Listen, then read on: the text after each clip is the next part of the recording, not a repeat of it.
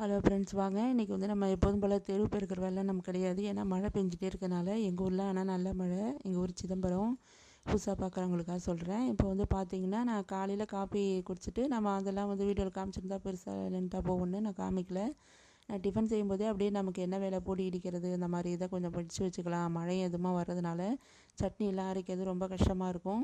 அப்புறம் வெங்காயம் தக்காளி எல்லாமே பயங்கர ரேட்டில் போயிட்டுருக்கு. அதனால் சரி கொஞ்சம் பொடி இடித்து வச்சுட்டா சைட்லேயுமே நம்ம கொஞ்சம் அவசரத்துக்கு சாம்பார்லாம் இருந்தால் அதை வச்சு நம்ம நைட்லேயும் வந்து பிடிச்சிக்கலாம். கரண்ட்டில் அப்படியே சமாளிக்கலாம். கொஞ்சம் சிக்கனமாக இருக்கலாமேன்னு அதான் பொடிக்கு தான் ரெடி பண்ணிகிட்ருக்கேன் ஃப்ரெண்ட்ஸ். அதுக்கு என்னென்ன நீங்களே பார்த்துருப்பீங்க. முதல்ல வந்து நான் காமிச்சது பவுலில் காமிச்சிருப்பேன். அது வந்து மோர் குழம்புக்காக ஊற வைக்கிறது. அதாவது நான் என்ன ஊற வச்சுருக்கேன்னா, துவரம்பருப்பு, அப்புறம் வரமல்லின்னு சொல்லுவோம் இல்லையா, காஞ்ச கொத்தமல்லின்னு அது, அப்புறம் வந்து ஜீரகம், இது 3 மட்டும்தான் ஊற வச்சு எடுத்து வச்சுட்டு, அப்புறம் கொத்தமல்லி இதெல்லாம் வந்து நான் ஏற்கனவே க்ளீன் பண்ணி தான் டப்பாவில் வச்சுருப்பேன். அதனால் தேவையான அளவு எடுத்து நான் அப்படியே 2 பொடி இடிக்க போகிறேன். அதாவது பூண்டு பொடியும் சாதா இட்லி பொடியும்.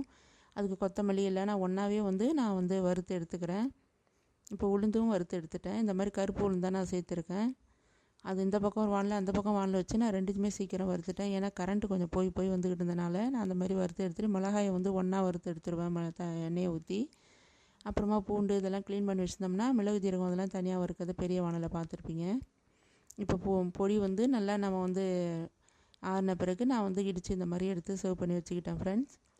அப்புறம் பார்த்திங்கன்னா மழையும் கொஞ்சம் இதாக இருக்கனால கொஞ்சம் காயெல்லாம் பார்த்திங்கன்னா ரொம்ப அதிக விலையாக தான் இருந்தது. இந்த மாதிரி கொஞ்சம் கம்மியான ரேட் உள்ளது கத்திரிக்காயெலாம் பார்த்திங்கன்னா நமக்கு 2-3 யூஸ் பண்ணலாம். அதாவது சாப்பாட்டு இதெல்லாம் பண்ணலாம். சைடிஷ்ஷாகவும் நிறைய பண்ணிக்கலாம்.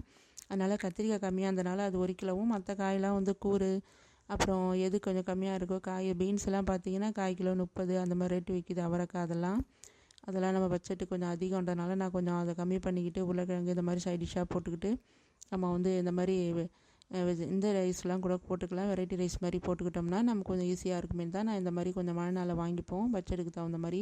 அப்புறம் கருவேப்பிலை மல்லி இதெல்லாம் வாங்கிட்டு புளியும் கொஞ்சம் தீர்ந்துருச்சு. நான் எப்போதும் வாங்கி முன்னே சர்வ் பண்ணி வச்சுருவேன். ஆனால் இந்த மாதிரி நான் கொஞ்சம் கவனிக்காமல் இருந்துட்டேன். கொஞ்சம் உடம்பு முடியாதனால நான் வந்து கவனிக்காமல் இருந்துட்டேன். சரி, நான் அதுவும் 1/2 கிலோ வாங்கிட்டு அது இன்னும் க்ளீன் பண்ணல, எடுத்து வச்சது அப்படியே இருக்குது.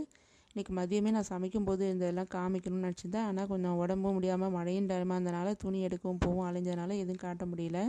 இப்போ வந்து நான் எல்லாம் ஏற கட்டி எல்லாம் சாப்பிட்டுட்டு எல்லாம் வெளில போகிற அவசர கிளம்புறனால சாப்பாடெலாம் போட்டுட்டு எல்லாம் சாப்பிட்டு முடிச்சிட்டோம்.